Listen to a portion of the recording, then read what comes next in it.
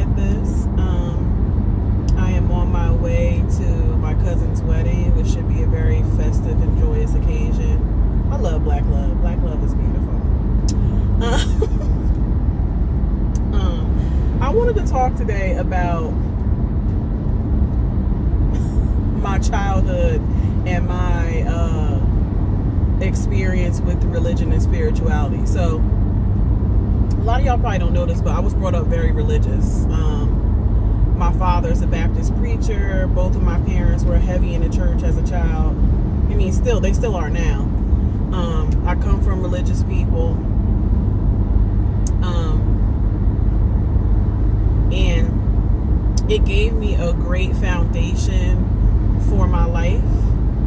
You know, my belief in God and having that faith in God has gotten me through a lot of things in my life. However, I would not consider myself to be a religious person at all.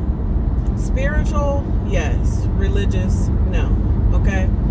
And, you know, for a long time, I had that pressure on myself that most religious preachers' kids put on themselves to be in the church and go to church. But that just didn't work for me. And I remember the moment when I decided that church was not for me. And I'll tell y'all that story. Story time. I was about 21. And I believe I was 21. It was somewhere between 19 and 21. And I was working at the casino on a night shift in the cage, like doing the cage cashier, you know, when you come and cash out your money and stuff like that, cash out your chips and stuff. They don't even have chips no more, so I'm dating myself. Now they give you vouchers and you go cash out your voucher. I was working there back in the day when people still had them big old buckets of tokens and you had to cash them out. So I was working a night shift, which was like 12 in the morning to 7 in the morning or something like that. And so I would be tired in the mornings. So if I worked a Saturday night, I'm definitely not getting up and going to church on Sunday because I'll just be too tired to do that. So this one Sunday, I didn't go to church. And one of the ladies at the church ended up calling me when my parents had come home and got on the phone with me and was like chastising me about me not being at church. And so I said to her, I said, did you call every member of the congregation that didn't show up to church today and chastise them as well?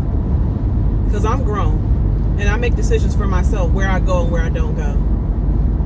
At which point she was like, oh, well, I guess you've grown, so now you want to make your own decision. I said, yeah, I am. And I don't need you or anybody else giving me guilt trips on Sunday morning about why I'm not at church when I'm busting my ass working at night. God knows my heart. Church is for you. That's not for me. Okay? So from that point on, I realized that church was just really not my thing. And it's not about God. It's not about my connection with God, my relationship with God. It's not nothing about that. It's about the fact that a lot of people in the church who proclaim to be religious people treat you worse than people in the street. Okay? And that's from my personal experience. My personal experience. I'm not calling out any religion per se, but just in general, people that go around here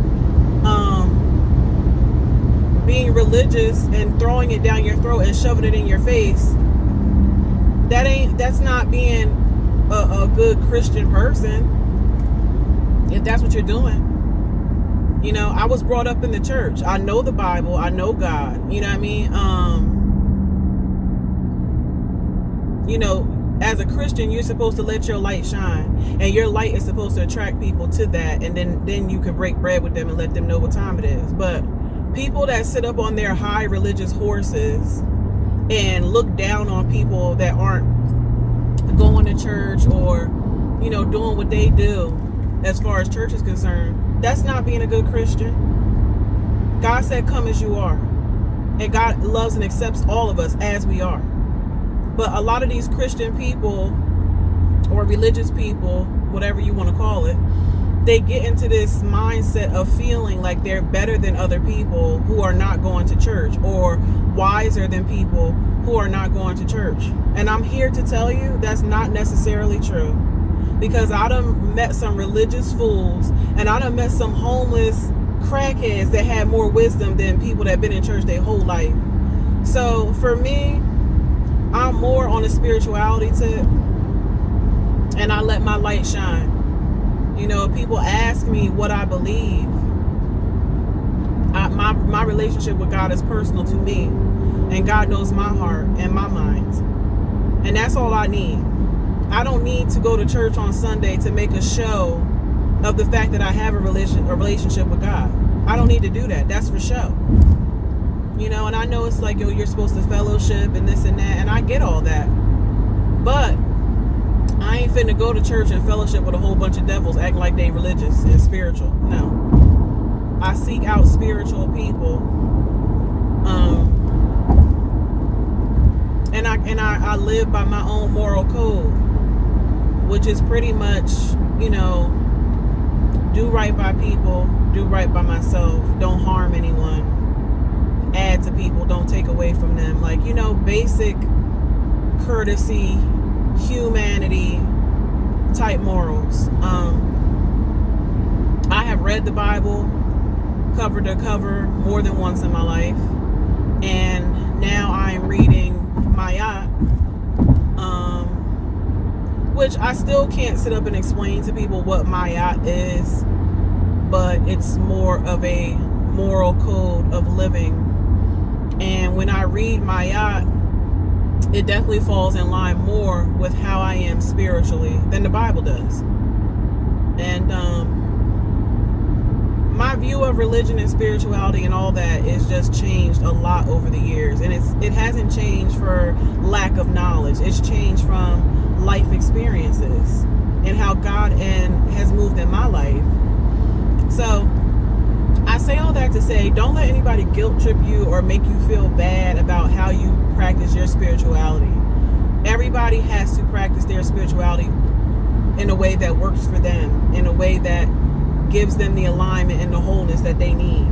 And I definitely do that. And for a long time, being a preacher's kid, you know, you carry a certain amount of pressure and guilt on you because your father is a preacher.